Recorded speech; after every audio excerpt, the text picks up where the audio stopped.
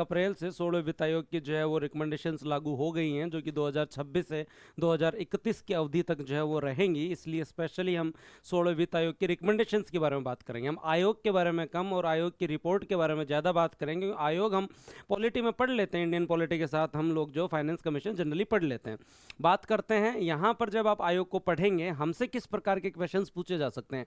एक 15वें वित्त आयोग और 16वें वित्त आयोग की सिफारिशों में मुख्य अंतर क्या है, सिफारिशों के आधार में अंतर क्या है, क्या किस प्रकार का परिवर्तन जनरली किया गया है, उसके आधार पर जो आधार है वो समझने होंगे। और आधार में फैक्चुअल पोर्शन भी पता होना चाहिए और कॉन्सेप्चुअल पोर्शन भी हमें जो पता होना चाहिए। उसके साथ साथ अगर हम वित्त आयोग के बारे में बात करें तो हमें पता होना चाहिए कि शुद्ध कर राजस्व है कितना प्रतिशत जो है वो दोस्तों स्टेट को दिया जा रहा है, टोटल राज्य का, भारत के टोटल शुद्ध कर राजस्व का कितना प्रतिशत जो है वो दोस्तों आपके यहाँ पर राज्यों को दिया जाएगा। कर वितरण का आधार क्या है, मतलब किस आधार पे कितना परसेंट पैसा दिया जाएगा, और आधार जो उनका वेटेज क्या है, भारांश क्या है, उसके ऊपर भी हम चर्चा करेंगे। पैसा प्राप्त करने वाले टॉप 5 राज्य क्या हैं, स्थानीय निकाय के लिए जो अनुदान दिए जाते हैं, पंचायती राज और नगर निकाय के लिए, उन अनुदानों के कॉन्सेप्चुअल पोर्शन में टाइड अनुदान क्या होता है, अनटाइड अनुदान क्या होता है, परफॉर्मेंस ग्रांट क्या होती है, बेसिक ग्रांट क्या होती है, पिंक ग्रांट क्या होती है, उन चीज़ों पे भी हम लोग चर्चा करेंगे। आपदा प्रबंधन का हमारे यहाँ पे रेशियो क्या होता है, राजकोषीय लक्ष्य हमने क्या रखे हैं, राजकोषीय घाटा हमें कितना करना है, क्या टारगेट हमने रखे हैं, और अदर सिफारिशें क्या हैं, इनके ऊपर भी हम लोग चर्चा करेंगे।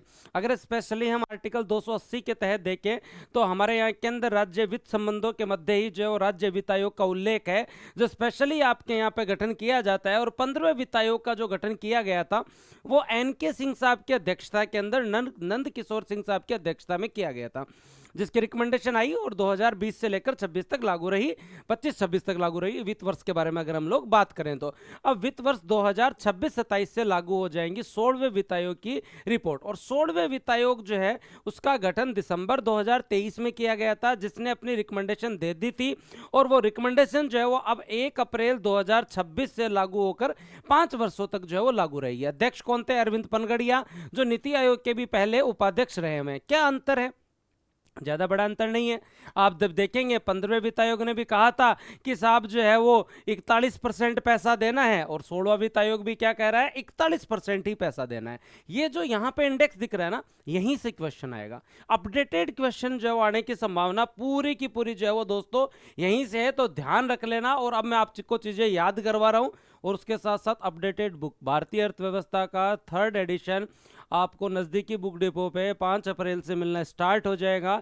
स्पेशली जो बच्चे आरएस की तैयारी कर रहे हैं, प्री और मेंस की तैयारी कर रहे हैं, उन लोगों के लिए बुक है। स्पेशली आरएस के नए सिलेबस के अनुसार है, प्री और मेंस की एक ही बुक है, आपको अलग अलग बुक लेने की जरूरत नहीं है, इसलिए जाकर आप बुक लेकर आ सकते हैं। अब हम स्पेशली चर्चा अगर यहाँ पर करें तो हमें ये ध्यान देना है कि 6 आधार भाई, इन्होंने भी कहा और इनके कहने पे 41% पैसा दिया गया, इनके कहने पे भी 41% पैसा ही बांटा जाएगा।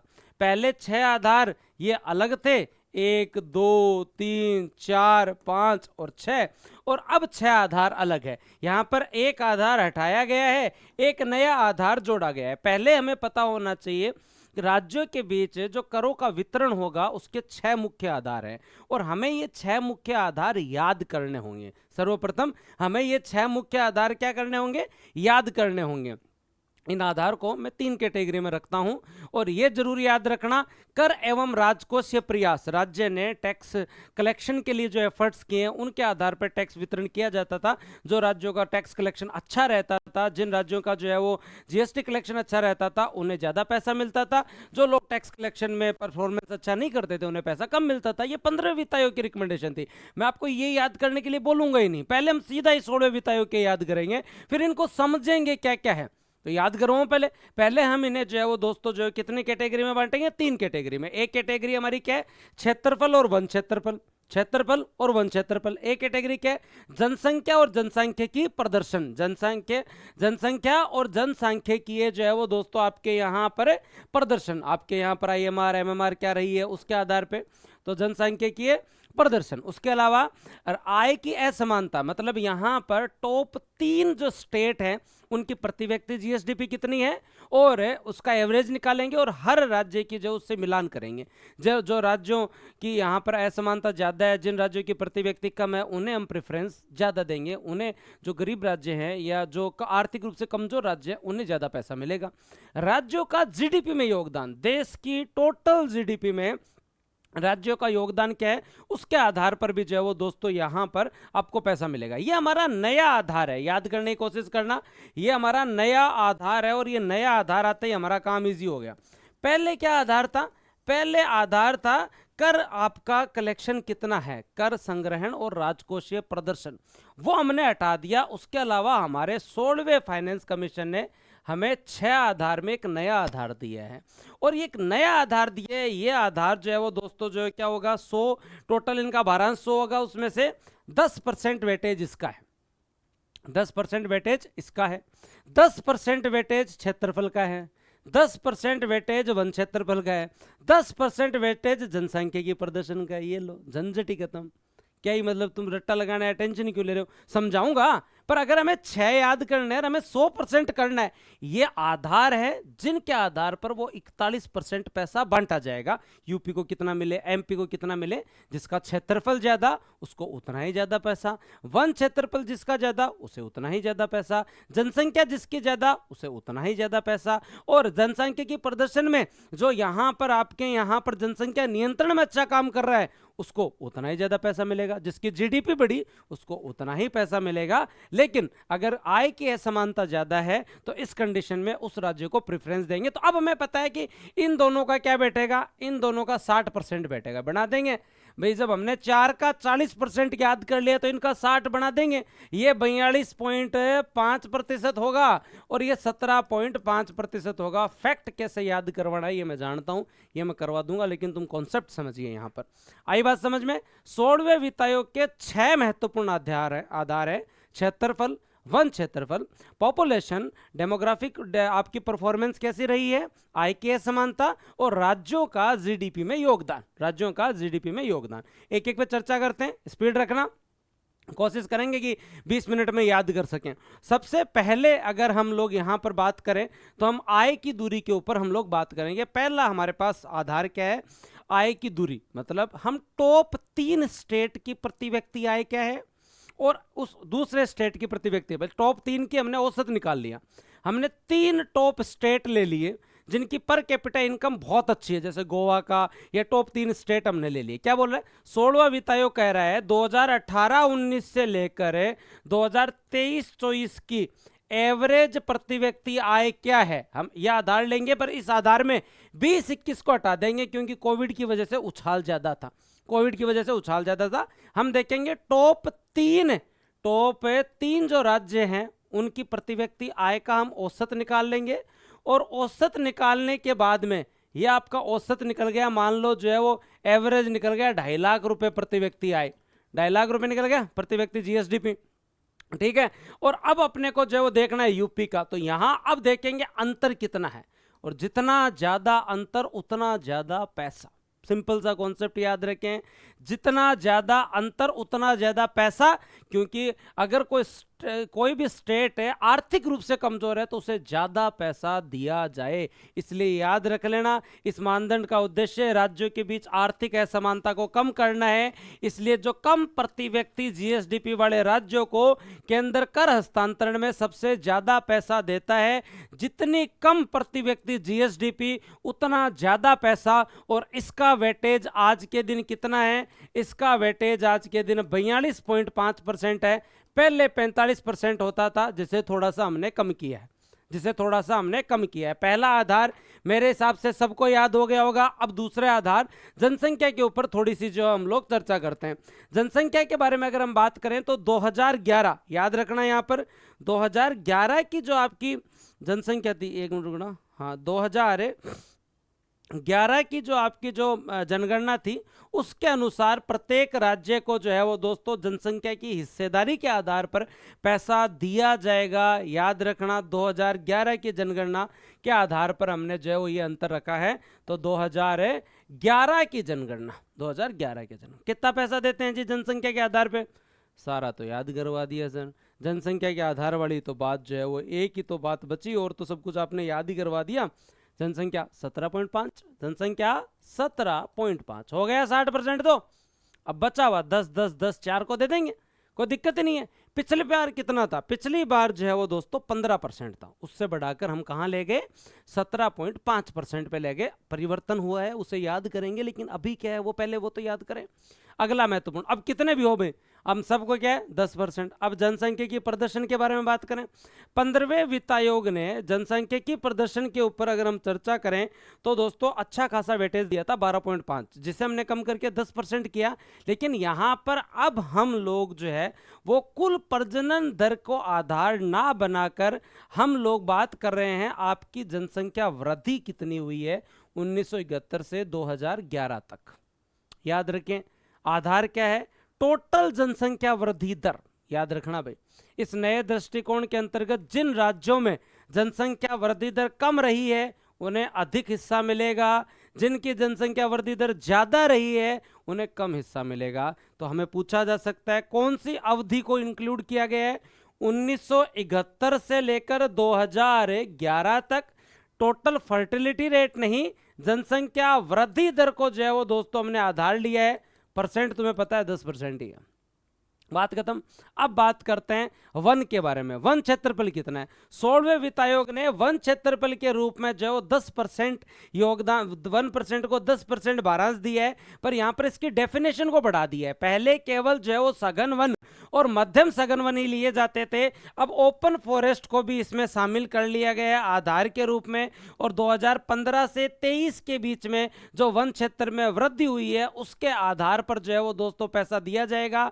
और याद रख लेना, अब केवल और केवल जो मिड फॉरेस्ट या डेंस फॉरेस्ट ही नहीं है, ओपन फॉरेस्ट भी कवर है। जितना ज्यादा वन क्षेत्र उतना ही ज्यादा पैसा आपको मिलेगा, जितना ज्यादा वन क्षेत्र उतना ही ज्यादा पैसा आप लोगों को जो है वो मिलेगा। आगे बात करते हैं जीडीपी में योगदान। अगला महत्वपूर्ण और नया, जो पहले टैक्स कलेक्शन की बात थी, जो 2.5% हमें कर संग्रहण की बात करते थे, उसकी जगह अब क्या आ गया है?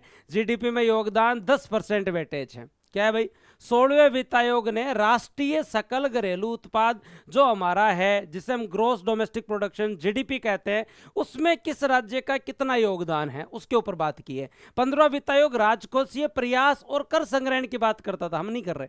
हम कह रहे हैं भाई जिसकी जितनी ज्यादा बड़ी जीडीपी उतना ज्यादा उसको पैसा, जिसकी जितनी ज्यादा बड़ी जीडीपी उतना ज्यादा जो है उसको पैसा। राज्य की जीएसडीपी जितनी ज्यादा है उसके आधार पर उसे जो पैसा मिलेगा। याद रख लेना, स्पेशली प्रत्येक राज्य की जो जीएसडीपी है 2018 से 2023-24 के बीच में, उसको हमने आधार बनाया है।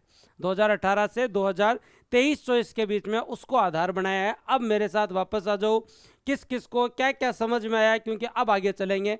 ये हमने सारी चीजें पढ़ी। क्या बेटा? एक नया आधार, राज्यों का जीडीपी में योगदान 2018 से लेकर 23-24 तक का आधार बना के जितनी जीएसडीपी ज्यादा उतना ही ज्यादा पैसा। आगे बात कर कलेक्शन की जगह नया, आय की असमानता के ऊपर पहले 45% तक जो है वो होता था वेटेज, अब 42.5 है। और आय की असमानता में भी 2018 से 23-24 तक के डाटा ले रहे हैं, 20-21 का डाटा नहीं ले रहे। टॉप 3 स्टेट की एवरेज प्रति व्यक्ति जीएसडीपी निकाल रहे हैं, फिर अंतर देख रहे हैं, जिस राज्य की कम है उससे ज्यादा फायदा दिया जा रहा है। 2011 की जनसंख्या के आधार पे 17.5% पैसा मिल रहा है, और जनसंख्या के आधार पे जो है वो दोस्तों पैसा मिल रहा है। इसे जो है वो आप जरूर याद रखना। जनसंख्या की प्रदर्शन में 1971 से 2011 तक की हमारी जो है वो दोस्तों टोटल ग्रोथ रेट, जनसंख्या वृद्धि दर के आधार पे पैसा दिया जा रहा है, टीएफआर के आधार पे नहीं दिया जा रहा। वन क्षेत्र जो है हमारा, उसमें हम 2015 से 23 तक क्या ग्रोथ हुई है, ओपन फॉरेस्ट, डेंस फॉरेस्ट और मिड फॉरेस्ट सारे के सारे कवर हो रहे हैं। 10% वेटेज। क्षेत्रफल 2000 आपके क्षेत्रफल आपका है, क्षेत्रफल के आधार के ऊपर जो है वो 10% वेटेज। बात खत्म। अब हम जो है वो आगे चलेंगे और महत्वपूर्ण पढ़ेंगे। इसको याद करना भाई, इसमें ऐसे मत उलझना जैसे मैंने याद करवाया वैसे कर लेना। ये तुम्हें भी पता है कि 45 से 42.5 हो गया, और ये जो है वो दोस्तों 15 से 17.5 हो गया।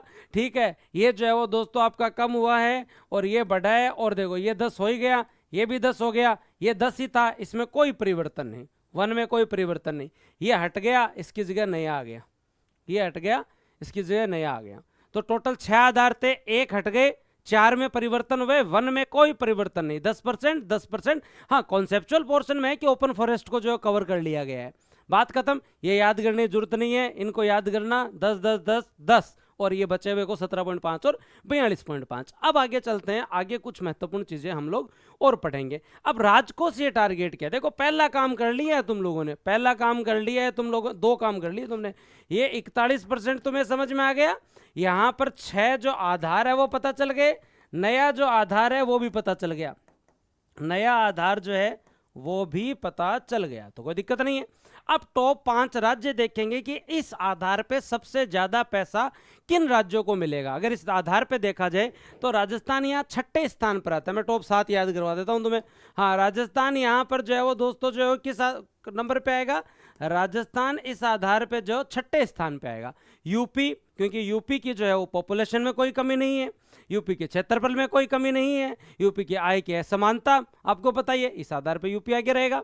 बिहार, बिहार जो है वो दोस्तों इसके अंदर 2 नंबर पे रहेगा, यूपी बिहार, फिर मध्य प्रदेश, फिर पश्चिम बंगाल, फिर महाराष्ट्र और फिर राजस्थान, फिर जो है वो राजस्थान। और हमारा हिस्सा लगभग कितना बैठेगा, 5.93, यूपी का बैठेगा 17.62। अगर 100 रुपए मिले ना तो 17.62 तो जो है वो यूपी वाले ले जाएंगे, 17.62 तो यूपी वाले ले जाएंगे। आधार आपको पता है क्योंकि पॉपुलेशन में यूपी आगे, आपको पता चल जाएगा।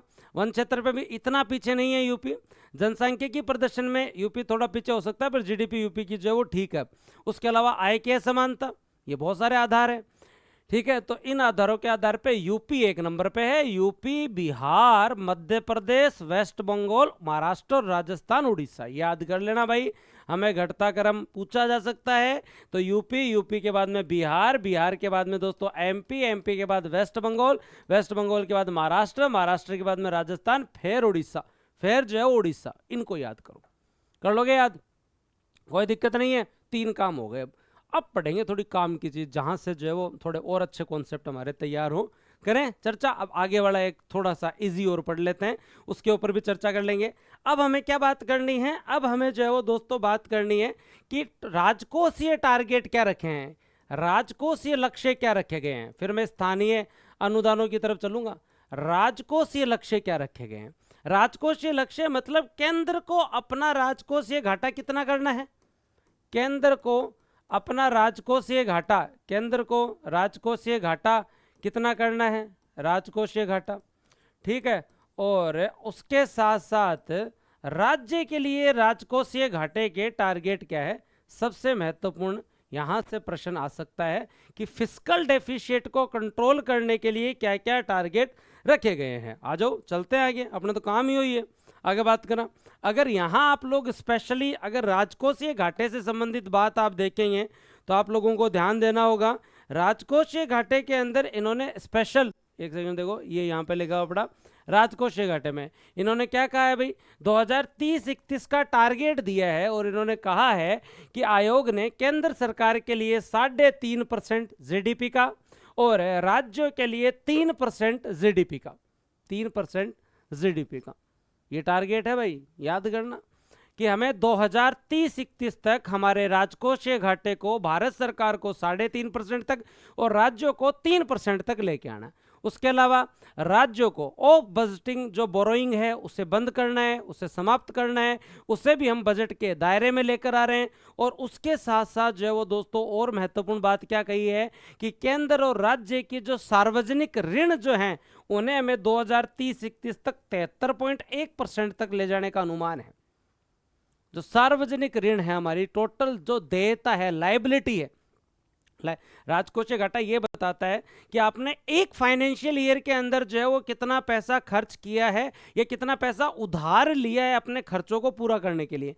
हमारी टोटल लायबिलिटी जो है वो केंद्र और राज्य की संयुक्त रूप से 77 से कम होकर कितनी हो जाएगी, 73 हो जाएगी। 77 से कम होकर कितनी हो जाएगी, 73 हो जाएगी, 73.1 हो जाएगी। तो यहां से क्वेश्चन पूछा जा सकता है। अगर हमें स्टेटमेंट वाइज क्वेश्चन मिला तो क्या प्रश्न मिल सकता है भाई, याद करने की कोशिश करना कि केंद्र को जो है वो राजकोषीय घाटा जीडीपी का 3.5%, राज्य को 3%, 77.3% जो लायबिलिटी है वहां से कम करके 71 सॉरी 73.1 के आसपास, रुको एक मिनट देखना, डाटा गलत है, 73.1, 73.1 तक हमें जो लेकर आना है। 73.1 तक जो संयुक्त लाइबिलिटी है, जो केंद्र राज्य की संयुक्त सार्वजनिक देयता है, उसे हम यहां तक लेकर आएंगे। अब चलो और इंटरेस्टिंग बात करते हैं। थके तो नहीं हो, बैठ रहा है दिमाग में, बड़े से बड़ा प्रश्न आ जाए, हमारा प्रश्न गलत नहीं होना चाहिए, आनी चाहिए बात समझ में। आधार पढ़ लिए, टैक्स का जो है वो बंटवारा कैसे होगा वो देख लिया, यूपी को सबसे ज़्यादा मिलेगा, बिहार को मिलेगा, फिर जो है वो दोस्तों एमपी को मिलेगा, वेस्ट बंगाल को मिलेगा, महाराष्ट्र, फिर राजस्थान, फिर उड़ीसा, ये हमने देख लिया। राजकोषीय टारगेट क्या होंगे, बजट के अलावा जो उधारी हैं उनको जो है ऑफ बजटिंग जो बोरोइंग है उन्हें बंद करो। राजकोषीय घाटा केंद्र 3.5 तक लेकर आए, राज्य 3 तक लेकर आए 2030-31 तक है, और जो संयुक्त हमारी देयता है वो 77.3 से कम करके 73.1 तक लेकर आए। ठीक बात है। अब अगली बात करते हैं स्थानीय अनुदान, क्योंकि हमें यही तो काम करना था, और इस काम को करते हुए हमने ये भी पढ़ लिया, इसमें भी कोई दिक्कत नहीं है भाई, बताओ है क्या कोई दिक्कत है? ये आपको यूपी, यूपी के बाद बिहार, बिहार के बाद एमपी, एमपी के बाद वेस्ट बंगाल, महाराष्ट्र, ये राजस्थान, इनमें कोई दिक्कत नहीं है। केंद्र के लिए 3.5% है, राज्य के लिए 3%, इसमें कोई दिक्कत नहीं है। अब बात करेंगे स्थानीय निकाय हेतु अनुदान, ये सबसे इंपॉर्टेंट है, इस पर थोड़ा सा फोकस कर लेना, वेरी वेरी इंपॉर्टेंट। अब बात करेंगे स्थानीय निकायों हेतु अनुदान। स्थानीय निकाय में पंचायती राज और नगर निकाय दोनों आते हैं, पंचायती राज और नगर निकाय दोनों आते हैं, और दिमाग में छप जाना चाहिए आपका ये 16वां वित्त आयोग। कैसा भी प्रश्न पूछे, चाहे कॉन्सेप्चुअल चाहे फैक्चुअल, हमारा प्रश्न गलत नहीं होना चाहिए। याद रखें, आपके यहाँ पर स्थानीय निकाय हेतु जो अनुदान है उनके बारे में चर्चा करें तो हमें पहले कॉन्सेप्चुअल देखना पड़ेगा कि अनुदान कितने प्रकार का होता है। पहले जब हम देखते थे तो जो बेसिक ग्रांट हुआ करता था 15वें वित्त आयोग का, वो बेसिक ग्रांट क्या होता था, जैसे अगर हम लोग बात करें 15वें वित्त आयोग ने कहा 40% पैसा अनटाइड होगा और 60% पैसा टाइड होगा। अनटाइड जिसे आराम से अपने अनुसार जो है वो लोकल बॉडीज खर्च कर सकती हैं, सड़क के लिए, स्वास्थ्य के लिए, शिक्षा के लिए, परिवहन के लिए, जहां आपको खर्च करना है वहां करो। ये अनटाइड है, हमने आपको 100 रुपए दिए, 40 रुपए आप अपनी आवश्यकताओं के अनुसार खर्च करो। टाइड मतलब ये हमने जहां कह दिया वहीं खर्च करना पड़ेगा। मतलब ये जो 60% पैसा हम आपको देते थे उसमें से आधा स्वच्छता के लिए, आधा पेयजल के लिए खर्च करना पड़ता था। मतलब 100 रुपए अगर वित्त आयोग के अनुसार गए हैं, 100 रुपए अगर गए हैं, तो किसी भी राज्य के अंदर लोकल बॉडी में ये पैसा जब जाता था उसको खर्च कैसे किया जाएगा? 40 रुपए लोकल बॉडीज अपने अनुसार खर्च करती थी, 60 रुपए जो लोकल बॉडीज को मिलते थे उनमें से वह 50% जो है वो दोस्तों जो है वो स्वच्छता के लिए, 50% पेयजल के लिए खर्च करती थी। ये बेसिक जो है वो दोस्तों जो क्या है, एक बाइफर्फिकेशन था 15वें वित्त आयोग का, 15वें। अब इस बार क्या अंतर है? इस बार हमने अलग ही कैटेगरी बना दी। इस बार हमने कहा जी देखो 80% तो बेसिक अनुदान है, वो तो आपको मिलेगा, 20% जो परफॉर्मेंस ग्रांट है, मतलब 100 रुपए को हमने बांट दिया। अब हमने टाइड एंड टाइड को तो रखा है, ऐसा नहीं इस कॉन्सेप्ट को खत्म कर दिया, नहीं रखा है। इस कॉन्सेप्ट में छोटा मोटा परिवर्तन किया है हमने ये कहा कि भी पहले 100 का 100 ही बेसिक अनुदान था, आप ले लो अनुदान, और अब बढ़िया तरीके से जो है पंचायती राज में पैसा चला जाएगा, उसमें से 40 जो है अनटाइड था, 60 जो है टाइड था। लेकिन अब हमने क्या कहा? अब हमने कहा कि देखो जी 100 में से 80 रुपए तो आपके यहाँ ले जाओ, 20 रुपए आपको तभी मिलेंगे जब तुम्हारा रेवेन्यू कलेक्शन बढ़ रहा है। जैसे मान लो 100 पंचायत में से 30 पंचायतों का रेवेन्यू कलेक्शन बढ़ रहा है, ठीक है, वो ऑनलाइन ऑडिट भी करवा रहे हैं, डिजिटल पेमेंट भी कर रहे हैं, एसएफसी की सिफारिश लागू भी कर रहे हैं, तो उन्हें तो मिलेगा। लेकिन मान लो 70 पंचायत ऐसी हैं जिनके रेवेन्यू में कोई वृद्धि नहीं हो रही, ऑनलाइन ऑडिट नहीं करवा रहे, डिजिटल भुगतान नहीं कर रहे, एसएफसी लागू नहीं कर रहे, उनको नहीं देंगे फिर पैसा भाई। परफॉर्मेंस ग्रांट 20% पैसा क्या है? परफॉर्मेंस ग्रांट है, जो कि प्रदर्शन के आधार पर ही दिया जाएगा। राज्य को तो मिलेगा, पर राज्य आगे जो है वो दोस्तों जो है कौन सी पंचायत है, कौन सी नगर निकाय को दे, जिसका जो परफॉर्मेंस अच्छा है उसी को दिया जाए। मान लो 70 का नहीं है तो फिर 30 में दे दो ये पूरा पूरा पैसा, लेकिन उनको मत दो जो नियमों के अनुसार नहीं चल रहे। राज्य का पैसा भी रुक सकता है अगर वह राज्य वित्त आयोग की रिकमेंडेशंस को लागू ना करे, टाइम पे चुनाव नहीं करवाए, टाइम पे वित्त आयोग का गठन ना करे, तो राज्य का पैसा भी रुक सकता है। अब जो ये 80 रुपए इसको हमने टाइड एंड टाइड किया है, वो 50-50 कर दिया। 50% पैसा टाइड है, लेकिन टाइड में अब हमने जो अंदर का बैरियर हटा दिया, पहले हम बोलते थे कि भाई ये जो टाइड में पैसा है ना, इसका आधा स्वच्छता में लगेगा, आधा पेयजल में लगा। इनको नहीं, नहीं, अंदर का कोई बाइफरकेशन नहीं है।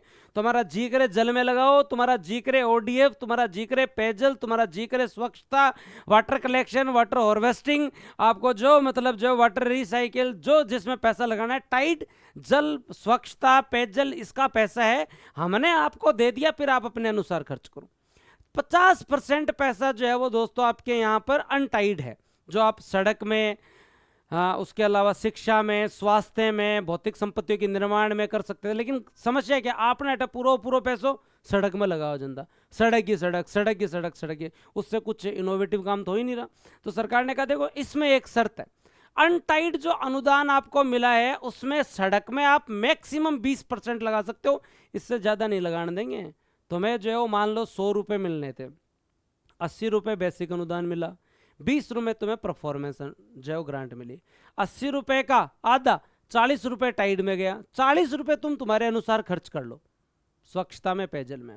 अब ये जो आपके पास बचे हुए 40 रुपये हैं, जो 50% बनता है, ये तुम खर्च तो अपने अनुसार कर लो, लेकिन सारा पैसा सड़क में मत लगा देना। तुम्हारे 1 मिनट सड़क निकाल दो, सड़क निकाल दो, सड़क जानते हैं सड़क क्यों निकालना चाहते हो तुम, सड़क वड़क के चक्कर में नहीं, और भी काम करो, शिक्षा, स्वास्थ्य, भौतिक परिसंपत्तियों का निर्माण, खेल मैदान, और सारे काम भी करो, केवल सड़क की मत करो। तो यहाँ पे एक कैप लगा दिया कि नहीं, सड़क में आप मैक्सिमम कितना पैसा लगा सकते हो, जो ये मिल रहा है इसका 20% मैक्सिमम लगा सकते हो, 20 से ज्यादा। मिल कितना रहा है, 40 रुपये, तो मिल रहा है उसका 20% लो, 8 रुपये लगा सकते हो। तो 8 रुपये तो मैंने एग्जाम्पल बताया, वैसे जो मिल रहा है उसका 20% से ज्यादा आप सड़क में नहीं लो। ये सबसे इंपॉर्टेंट कॉन्सेप्ट है जो आपको समझ में आना चाहिए कि 15वें वित्त आयोग क्या क्या कहना था, कोई परफॉर्मेंस ग्रांट नहीं थी कि भाई ये अनटाइड पैसा है, अपने अनुसार खर्च करो, ये टाइड पैसा है, इसका आधा आधा, थोड़ा जल में, थोड़ा स्वच्छता में लगाना है। अब हमारी सरकार क्या कह रही है, ये हमारा जो है वो दोस्तों जो है क्या है, बेसिक अनुदान है, बेसिक अनुदान को 50% टाइड एंड टाइड है, अपने अनुसार खर्च कर लो, हम तो बस इतना ही कह रहे हैं, सड़क पर ज्यादा मत करना। और ये 20% तभी मिलेगा जब परफॉर्मेंस अच्छी है, इसे हम परफॉर्मेंस ग्रांट कहते हैं। इसी के साथ टॉपिक कंप्लीट। आ जाओ अब एक बार पीडीएफ में दिखा देता हूँ क्या बातें कही गई हैं। यहाँ पर हम वित्त आयोग के बारे में थोड़ी सी जो चर्चा करते हैं। अगर हम लोग बात करें, हमारे वित्त आयोग ने स्पेशली जो है वो दोस्तों लगभग 9.47 लाख करोड़ रुपए के अनुदानों की सिफारिश दी है। इंपॉर्टेंट लगा लेना, एग्जैक्ट डाटा आ जाएगा। और इस बार 2 ही प्रकार के मेजर अनुदान हैं, ग्रामीण एवं स्थानीय स्वशासन के लिए और आपके यहाँ पर आपदा प्रबंधन के। पुराने सारे अनुदान बंद कर दिए हमने, राजस्व घाटा का अनुदान नहीं देंगे, शिक्षा, न्याय, सांख्यिकी, इनके लिए अलग से स्पेसिफिक अनुदान नहीं देंगे, स्टेट स्पेसिफिक अनुदान नहीं दिए जाएंगे। नहीं, ये 15वें वित्त आयोग ने जरूर दिए थे, अब नहीं देंगे भाई साहब, अब नहीं देंगे। अब 2 ही प्रकार के अनुदान हैं। एक अनुदान होगा ग्रामीण एवं शहरी स्थानीय निकायों के लिए, मतलब लोकल बॉडीज के लिए, जो मैंने आपको बता दिया, जिसमें से 80% पैसा क्या होगा, बेसिक ग्रांट होगा, 20% परफॉर्मेंस ग्रांट होगा। और एक अनुदान होगा आपदा प्रबंधन का अनुदान। 2 ही प्रकार के अनुदान होंगे। टोटल अनुदान की राशि 9.47 लाख करोड़ है। अब अगर हम स्थानीय निकायों के बारे में बात करें तो 16वें वित्त आयोग ने कहा है कि 44 लाख करोड़ तो जो है वो दोस्तों पंचायती राज को मिलेंगे और 36 लाख करोड़ रुपए जो है वो नगर निकाय को मिलेंगे। ये आप जरूर याद रखना। क्या याद रखना, 44 लाख करोड़ रुपए तो जो है वो दोस्तों आपके यहाँ पर किसे दिए जाएंगे, पंचायती राज को, और नगर निकायों को 36 लाख करोड़ रुपए का अनुदान का सुझाव दिया है। इनमें से 80% जो है वो दोस्तों बेसिक अनुदान होगा और इस 80% का 50% अनटाइड, 50% टाइड होगा। जायज बात, टाइड में 2 ही महत्वपूर्ण चीज होती है, स्वच्छता और जल प्रबंधन, बात खत्म, ठीक है। और जो परफॉर्मेंस ग्रांट होगी वो परफॉर्मेंस ग्रांट कितनी होगी, याद रखना, आपके यहाँ पे 20% राज्य के प्रदर्शन के आधार पे परफॉर्मेंस ग्रांट होगी। उसके अलावा हम यहाँ पे स्पेशली नगर निकायों के लिए 2 महत्वपूर्ण अनुदान हैं। वो क्या है, विशेष अवसंरचना अनुदान में वो शहर आते हैं जिनकी पॉपुलेशन 10 से 40 लाख जनसंख्या वाले शहर है। तो इसमें टोटल 22 पात्र शहर है, उनको कुछ अलग से पैसा दिया जाएगा 56,000 करोड़ के आसपास। उसमें हमारे 2 ही शहर है, जयपुर और जोधपुर, इसको याद कर लेना। एक विशेष अवसंरचना अनुदान दिए जाएंगे, स्पेसिफिक इंफ्रास्ट्रक्चर ग्रांट मिलेगी, शहरों के लिए होंगी, उन शहरों के लिए होंगी जिनकी पॉपुलेशन 10 लाख से ज़्यादा है। इनमें हमारे 2 ही शहर आते हैं, जयपुर और जोधपुर। टोटल पूरे भारत के जो है वो कितने शहर है इसके अंदर, 22 शहर है, उनमें हमारे 2 आते हैं। उसके अलावा शहरी प्रीमियम अनुदान, शहरी प्रीमियम अनुदान के अंदर हम लोगों ने एक अलग से अनुदान का प्रस्ताव रखा है, जो आपके यहाँ पे 10,000 करोड़ रुपए का अनुदान दिया जाएगा, जिसका मुख्य उपयोग शहरी क्षेत्र के आसपास गांव जो हैं उनके डेवलपमेंट के लिए, उन गांवों के क्षेत्र को शहर में मिलाने के लिए, ग्रामीण से शहरी संक्रमण नीति निर्माण के लिए, जो आपका टाउन होता है उसके आसपास के जो रूरल एरियाज है उनके लिए हम एक शहरीकरण प्रीमियम अनुदान दे रहे हैं। अर्बनाइजेशन की बात हो रही है, ये 10,000 करोड़ का अलग अनुदान है। अर्बनाइजेशन की बात हो रही है, शहरीकरण प्रीमियम अनुदान का मतलब होता है ये शहरीकरण के जो लिए जो अनुदान आप लोगों को दिया गया है, मतलब शहर के आसपास के गांव जो शहर में आने वाले हैं उनके लिए हमने 10,000 करोड़ का अलग पैसा दिया है। एक विशेष अवसंरचना अनुदान में उन्हीं शहरों को मिलेगा जो 10 लाख से ज़्यादा पॉपुलेशन वाले, इसमें हमारा जयपुर जोधपुर आता है। और परफॉर्मेंस ग्रांट पढ़ ली, बेसिक ग्रांट पढ़ ली, 80-20 का रेशियो देख लिया, 80 को 50-50 में बांट के देख लिया, टाइड एंड टाइड, 44 लाख करोड़ 36 लाख करोड़ देख लिया, 9 पॉइंट, हाँ हमने बढ़िया तरीके 9.47 लाख करोड़ बढ़िया तरीके से पढ़ लिया। 2 ही प्रकार के अनुदान है। अब लास्ट में क्या है, लास्ट में तो देखो जी बात है, सुन जाओ, आपदा प्रबंधन अनुदान के बारे में चर्चा करते हैं। आपदा प्रबंधन के लिए वही वित्तीय पैटर्न है, आपदा प्रबंधन कोष के अंदर आप लोग जरूर याद रखना। और वो वित्तीय पैटर्न ये है कि राज्यों के लिए स्पेशली 75-25 का वित्तीय पैटर्न है, जिसमें 75% पैसा जो है वो दोस्तों केंद्र देगा और 25% राज्य देगा। और आपके पूर्वोत्तर और हिमालय के जो राज्य हैं उनके लिए 90-10 का होता है, और केंद्र शासित प्रदेश में तो पूरा केंद्र को ही देना होता है। पूर्वोत्तर नॉर्थ ईस्ट और हिमालयी राज्यों के लिए आपदा प्रबंधन का जो अनुदान होता है वो 90-10 का रेशो होता है, याद रखना। और हमारे लिए 75-25 के अंदर राज्य का अनुदान 75-25 होता है। उसके अलावा बिजली क्षेत्र के लिए सुझाव दिया है कि बिजली वितरण कंपनियां जो हैं उनके निजीकरण की दिशा में अच्छा प्रयास किया जाए, क्योंकि ये जो राज्य की बिजली वितरण डिस्कॉम जितने भी है, जयपुर वितरण, जोधपुर वितरण, अजमेर वितरण, इनका जो है वो हो सके तो जो जितना वो प्राइवेटाइजेशन करो तो ज़्यादा बेहतर रहेगा। उसके अलावा सब्सिडी पे व्यय को जो है वो धीरे धीरे कम किया जाए, और सार्वजनिक क्षेत्र के उपक्रम हैं जो घाटे में चल रहे हैं स्पेशली स्टेट के, उनको जो है धीरे धीरे बंद कर दो। स्टेट के ऐसे पब्लिक सेक्टर जो आपके यहाँ पर एंटरप्राइजेज, या अगर पीएसयूज के बारे में बात करें तो ये स्टेट की जो पीएसई है, पब्लिक सेक्टर एंटरप्राइजेज हैं स्टेट की, उन्हें आप बंद करो जो नहीं काम चल रही, उनका प्राइवेटाइजेशन करो, कुछ ही करो, बंद करो भाई साहब। देख लो, जैसे मतलब रिको बहुत अच्छा काम कर रहा है, लेकिन आरएफसी बहुत अच्छा काम नहीं कर रहा, तो आरएफसी का या तो प्राइवेटाइजेशन करो या बंद करो, या जो है वो बंद करो। जो निष्क्रिय या कम प्रदर्शन वाले राज्य सरकार के सार्वजनिक क्षेत्र के उपक्रम है, उन्हें जो है वो दोस्तों जो क्या किया जाए, कम किया जाए। आयोग ने यह भी सिफारिश की कि राज्य या केंद्र के जो सार्वजनिक क्षेत्र के उद्यम जिन्होंने लगातार 4 वर्षों में से कम 3 वर्षों तक घाटा उठाया है, उन्हें संबंधित कैबिनेट के समक्ष विचारार्थ प्रस्तुत किया जाना चाहिए। कैबिनेट ऐसे उद्यमों के रणनीतिक महत्व का आकलन करके निर्णय ले सकते हैं कि उन्हें बंद किया जाए, या उन्हें प्राइवेट सेक्टर को दिया जाए, या उन्हें सुधार किया जाए। एज विश, हम आपको जो मना नहीं कर रहे, आपकी मर्जी है, हम आपको जो किसी भी प्रकार से मना नहीं कर रहे हैं भाई। आगे बात समझ में, बात समझ में आ गई है तो ये भी समझ लेना कि आरएस वालों के लिए स्पेशल आप लोगों का प्री का बैच हम लोग स्टार्ट कर रहे हैं 7 तारीख से। उसके साथ साथ मेंस का बैच भी स्टार्ट कर रहे हैं, और इस बार इकोनॉमी का भी एक स्पेसिफिक बैच आ सकता है। अगर आप लोगों की इच्छा हो तो हम लोग एक इकोनॉमी का भी एक अलग से बैच लाने वाले हैं, क्योंकि अब आप लोगों की दोनों इकोनॉमी की बुक आ चुकी है। और अब बच्चे बोलेंगे सर राजस्थान अर्थव्यवस्था इस बार अलग से वापस क्यों? भारतीय अर्थव्यवस्था तो आपको पता ही है, आनी थी लगभग जो 3-4 महीने से मार्केट में बुक ही नहीं थी। इको की किताब हर बार चेंज होती है, तो भारतीय अर्थव्यवस्था अब आपके नए बजट, नई आर्थिक समीक्षा और नए सिलेबस में टॉपिक बहुत जुड़े हैं, जिसमें परिवहन है, संचार है, आपके यहाँ पर ऊर्जा का टॉपिक है, ये जुड़े हैं। जिसमें से आपका इन्फ्लेशन का टॉपिक हट गया, शेयर मार्केट का टॉपिक हट गया, कुछ टॉपिक हटे हैं। तो प्री और मेंस की मैंने एक ही बुक आप लोगों के लिए बना दी है। उसके साथ साथ जब आप लोग स्पेशली देखेंगे तो आपकी राजस्थान अर्थव्यवस्था की भी एक अलग से स्पेसिफिक हम लोग जो बुक लेकर आए हैं। उसका मुख्य उद्देश्य राजस्थान अर्थव्यवस्था की बुक जो है ये भी प्री और मेंस के सिलेबस के अनुसार, आप टॉपिक भी देखेंगे ना तो अलग ही टॉपिक है मेंस के अंदर, उसके अनुसार हमने आप लोगों के लिए बनाई है। तो अब RS PSI के बाद RSC अगला टारगेट, तो बढ़िया तरीके से पढ़ो, बहुत शानदार किताब है, दोनों आप लोगों के लिए बनाई गई है। और उसके साथ साथ एक राजस्थान ज्योग्राफी का भी नया एडिशन आया है। उसका रीज़न बस इतना ही है कि सिलेबस चेंज हुआ है, और सिलेबस चेंज होने के बाद ज्योग्राफी हर साल एक बार नया एडिशन आता ही है। और उसका कारण ये है कि जैसे ही आपका इकोनॉमिक सर्वे बजट आता है, इन किताबों के नए एडिशन आते हैं, जो आप लोग जो है वो मार्केट से परचेज कर सकते हैं। मैंने बहुत अच्छे से याद करवाने की कोशिश करी है आपका पूरा का पूरा वित्त आयोग, तो मैं आशा करता हूँ कि आप लोगों को जो है वो याद हो गया होगा।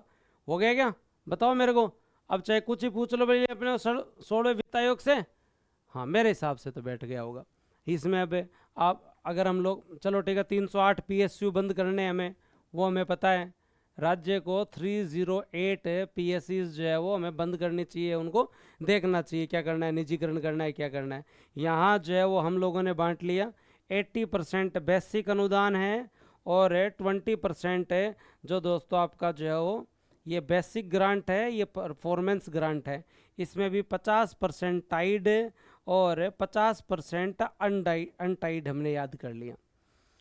विशेष अवसंरचना 10 लाख से ज़्यादा पॉपुलेशन वालों को मिलेगा, लगभग 46,000 करोड़ का, जिसमें जयपुर और जोधपुर दो ही शहर है। प्रीमियम शहरीकरण प्रीमियम जो है वो आपका अनुदान है, वो आप लोगों को 10,000 करोड़ का उन शहरों के लिए मिलेगा जो नियर बाई के ग्रामीण क्षेत्रों का शहरीकरण में विलय होना है वो। आपदा प्रबंधन का रेशियो जो है वो 75:25 रहेगा। और राज्यों का जो है वो दोस्तों आप लोगों को पता ही है, 75:25 रहेगा। ये आपका जो है वो सेंटर का, ये स्टेट का, और राज्यों के लिए आप लोग 90:10 का, पूर्वोत्तर और आपके हिमालयी राज्यों के 90:10 का। अब बताओ 41%, 6 आधार, नया आधार, जीडीपी वाला, UP, Bihar, MP, West Bengal, स्थानीय निकाय, आपदा प्रबंधन, राजकोषीय टारगेट, पीएससी, पब्लिक सेक्टर, बिजली क्षेत्र। मेरे हिसाब से दिमाग में बैठ गया होगा। ठीक है, तो बस ऐसी क्लासें बढ़िया है ना, क्या करो तुम डेली लाइव पढ़िए। हो गया, ठीक है जी, धन्यवाद, जय हिंद, राम राम।